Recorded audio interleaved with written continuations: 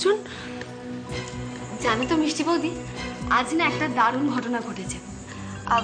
আমি তো সুব্রতদার ছবি তোমার মোবাইলে দেখেছিলাম আগে। আজ দেখলাম হঠাৎ উনি রাস্তা দিয়ে যাচ্ছেন, আমি নিজে গিয়ে আলাপ করে নিলাম। তারপর শুনলাম উনি এখানেই আসছেন, ওনার সঙ্গে চলে এলাম। আমরা এই আসার সময় আর কি আলোচনা করছিলাম যে আজ এক্ষুনি একবার ডাক্তারের কাছে যাব। তোমাকে হয়তো আরো কয়েকটা টেস্ট করতে হবে। তেমন হলে না হয় আমি সন্ধ্যেবেলা তোমাকে নিয়ে যাব। আরে রুমি, দুষ্টু আর সুব্রত এত সকালে কোথায় গেল? ওরা দুজন একসঙ্গে বেরিয়েছে? না তো, দুষ্টু তো মিষ্টি বৌদির বাড়িতে গেছে। দুষ্টুর এখন সামনে পরীক্ষা, এখন যদি এইভাবে সময় নষ্ট করে তাহলে পরীক্ষাটা ভালো হবে বলতো? আর টিউশনি তো সারা বছর থাকবে, কিন্তু পরীক্ষার পড়াটা তো আগে ভালো করে করতে হবে। আসলে মিষ্টি বৌদির শরীরটা তো ভালো নেই, সেই জন্য আরো গেল জানো তো। না দেখ, দুষ্টুর পরীক্ষার রেজাল্ট যাতে ভালো হয় তার জন্য দুষ্টুর মা এসব দামি দামি জিনিসপত্র দিয়ে গেছে। এখন যদি ওর রেজাল্ট খারাপ করে তাহলে আমরা তো মুখ দেখাতে পারবোই না, ওনাদেরও মন ভেঙে যাবে। ঠিক বলেছো মা, ও ফিরে এলে একটু গম্ভীরভাবে ওকে বকে দেবে তো, আর বলবে এই কয়েকটা দিন যাতে অন্য কিচ্ছুতে মন না দিয়ে চুপচাপ শুধু পড়াশোনায় মন দেয়। আচ্ছা ঠিক আছে, ওকে কিভাবে বলবো কি বলবো আমি জানি, তোকে আর শেখাতে হবে না। তুই খা তো মন দিয়ে, না আমি আমটা নিয়ে। ডাক্তার যা বলবে আমাদের তো সেই মতোই চলতে হবে, তাই না বল? দুষ্টু, আর দেরি করা ঠিক হবে না, চলো আসছি।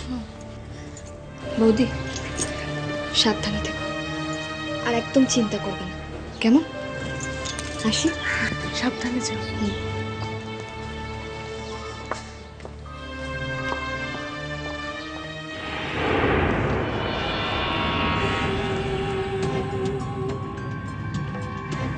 এবারে জামাই ষষ্ঠীর সব রান্না আমিই করব।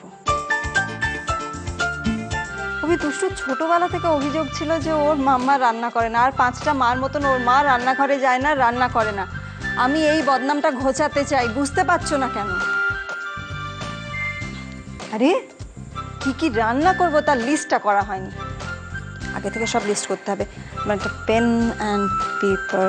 ওকে ওকে ওকে। ও দাদা, বৌদির কি হলো বলুন তো? আপনাকে তো ঠিক চিনতে পারলাম না। আসলে আমি দুষ্টুর মেজো যা। আচ্ছা আচ্ছা, আপনি দাঁড়িয়ে কেন? বসুন। বলছিলাম কি, ওই ভদ্রলোকটি কে? ও সুব্রত, আমার স্বামী।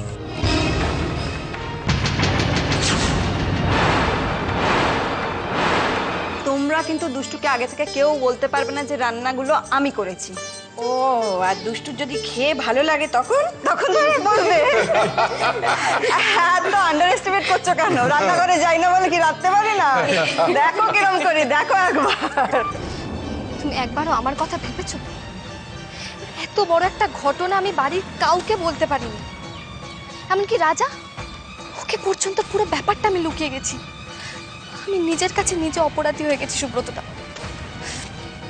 তুমি জানো, যখনই আমি মিষ্টি বৌদির কথা তোমাকে বলিনি, তখনই বর্দি ভাইয়ের মুখটা আমার চোখের সামনে ভেসে ওঠে। তখন যে আমার কতটা কষ্ট হয় আমি সেটা তোমায় বলে বোঝাতে পারবো না, পারবো না। এইবার তোমাকে কে বাঁচাবে দুষ্টু? তোমাকে তো আর কেউ বাঁচাতে পারবে না। সুব্রত তার একটা সংসার আছে, বউ আছে, মেয়ে আছে, এই কথাটা জেনেও তুমি চুপ করে রইলে।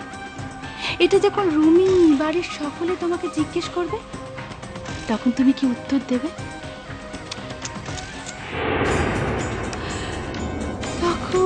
তখন তোমার যা অবস্থা হবে না সেটাই দেখবার। আজকে যাদের গলায় জল ঢাললে তোমার গলায় গিয়ে পৌঁছয়, কালকে দেখবে তাদের গলা থেকেই তোমার জন্য বিষ উগড়ছে। তখন আমি দাঁড়িয়ে দাঁড়িয়ে মজা দেখব, যেমন তুমি দেখেছিলে যখন দীপুর মা সবার সামনে আমাকে চড় মেরেছিল।